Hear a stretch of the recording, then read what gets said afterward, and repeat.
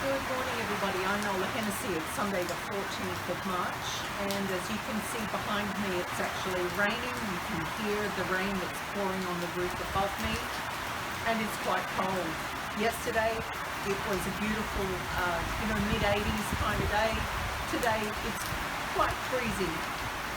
However, what I want to talk to you about today is something that I think a lot of people have lost sight of in the efforts that countries have made to bring support, financial support to families during this pandemic.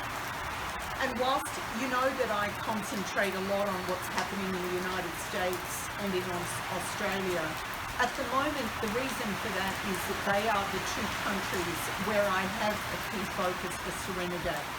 When I look at what I need to be achieving to stand up the Peace Ranch facilities, I need to focus on the changes that are happening in those two countries. And once I've actually got to the point of solution, then I'll be able to step forward to focus on other countries around the world. Now, I think the thing that's bothered me the most this week, and it may have bothered you as well, is the lack of empathy, or apparent lack of empathy, for people who've really needed financial support. We're nearly 18 months into this pandemic, and there are a lot of people who've suffered inordinately. There has been a lot of quiet suffering. People within Australia, the gaps for people that have not been able to achieve any kind of support and have had no income for many, many months and upwards of a year.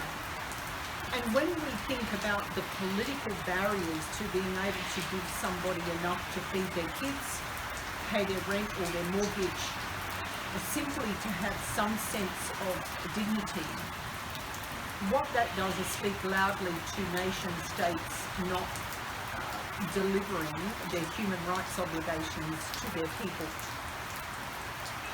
Human rights are founded in dignity and respect, and people having the right to pursue things that they know will better their lives and to improve their lives and to look after themselves, to be protected from harm that is created by governments that are unruly or overly militarised. And the thing that I want you to take away this week, if nothing else, is that before you criticise people who are receiving some kind of financial support, spend some time in their shoes, understand what they've gone through. And if you think quite arrogantly that somebody is being paid what they don't deserve, then I would suggest that you ask them the circumstances around their life. Don't make assumptions, because when you make assumptions, you're being arrogant, it's dangerous, and it always leads to superficial decision making.